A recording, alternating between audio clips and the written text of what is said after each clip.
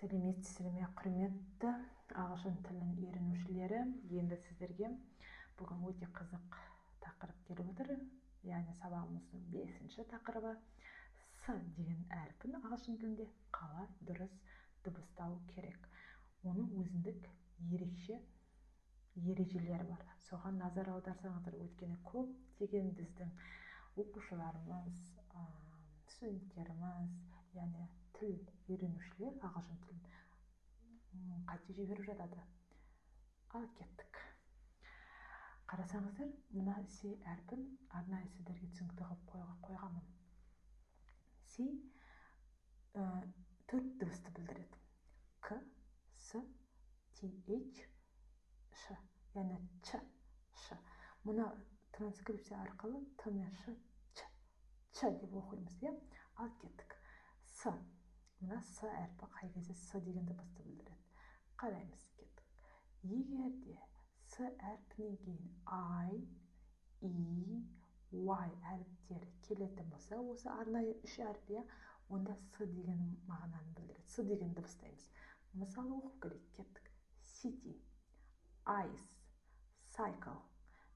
И мына сөз соңында оқымайды, өйткені ол silent letter деп аталады, дыбысталмайтын әріп болып табылады. Қайтадан city, ice, cycle. Түсінікті ғой, өйткені мына әріптер кездесетін болса, с әрпіне с деген дыбысты білдіреді. Ал кеттік. Екіншісі к. Қай кезде к? Егер мына әріптер I, E, Y әріптері кездеспеген жағдайда көбінесе к деген дыбысты білдіреді. Например, яғни мысалы cat, music, call. Яғни cat білеміз аудармасын, music, яғни сөздің соңында болса к деген дыбысты білдіреді, және call. Мына жерде сіздер ә деген дыбысты білдірмей ма деген сұрақ туындауы мүмкін. Егер ә әрпі L-дің, double L деп айтамыз, екі L-дің алдында кездесетін болса, онда о деген дыбысты білдіреді, яғни call деген мағынаны білдіреді.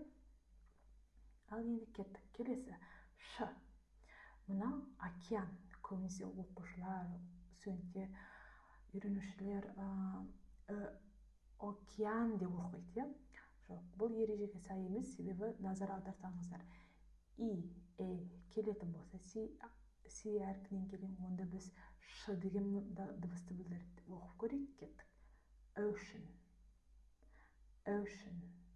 Ал енді қараңыздар, егер с әрпінен келген I, міне I тұр мына жерде, бірақ айдан кейін келетін болса, онда special деп оқимыз. Ш.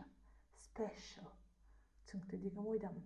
Мына екі дауыссыз дыбыстың ортасында әрпі алдыңғы сабақта айтып өткендей деген дыбысты білдіріп тұр. Special, ocean. Ал кеттік. Енді соңғысы.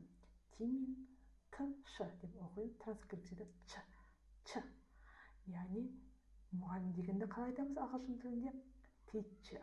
Яғни С мен H бірге келетін болса, онда бұл Ч деген дыбысты білдіреді. Teacher.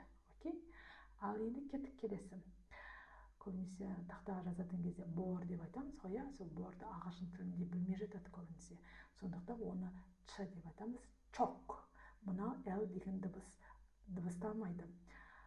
Silent letter болып табылады. Сондықтан chalk.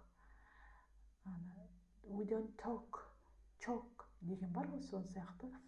Chalk, teacher деген дыбыстарды білдіреді. Ал енді сіздерге тапсырма, құрметті менің ағылшын тілін үйренушілерім. Сіздер осы сөздерді дауыстап, оқып, практика жүзінде жүзеге асырып өтсаңыздар болады. Егер сіздерде